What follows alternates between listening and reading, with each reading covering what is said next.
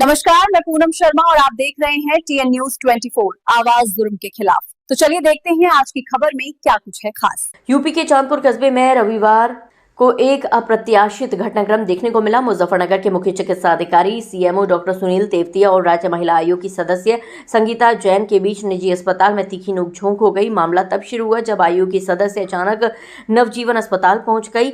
ये वही अस्पताल है जिसे डॉक्टर तेवतिया की पत्नी डॉक्टर नीतू तेवतिया संचालित करती हैं।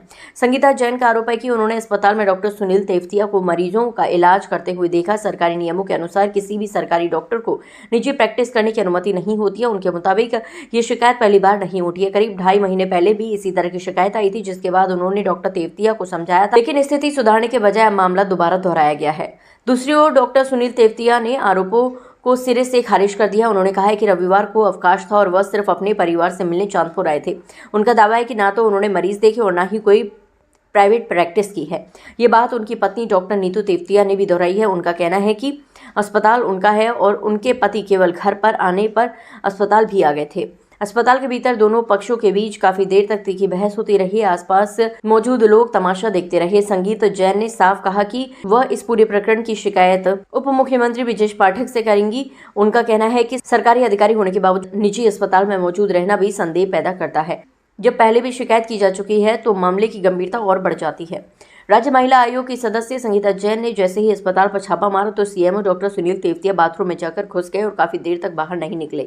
बाथरूम का दरवाजा तोड़ने की बात कही तो 15 मिनट बाद हाथ पोंछते हुए बाहर निकल कर आ गए। इस बीच जिला प्रशासन ने कहा कि उन्हें फिलहाल इस मामले की कोई आधिकारिक शिकायत प्राप्त नहीं हुई है। प्रभारी DM और CDO रणविजय सिंह ने बताया कि शिकायत मिलने पर नियमों के मुताबिक जाँच कराई जाएगी और पूरी रिपोर्ट शासन को भेजी जाएगी। दूसरे जिले में आके मत कीजिए, कोई गैरकानूनी काम नहीं कर रहे। नहीं, उस दिन भी मैंने और आपने इस चीज को माना था कि हाँ मैं 300 रुपए फीस लेता हूँ। मैंने आपको पर्चे दिखाए थे। अभी आप मना कर रहे हैं। अभी हमने पूछा 300 रुपए फीस लेते हैं आप और अपने मेडिकल स्टोर से दवाइयाँ देते हैं और कम से कम इतवार में 150-200 मरीजों को देखते हैं। और 2 महीने पहले आपने कहा था कि मैम अब ये गलती मैं दोबारा नहीं करूंगा और मैं यहाँ कभी नहीं बैठूंगा।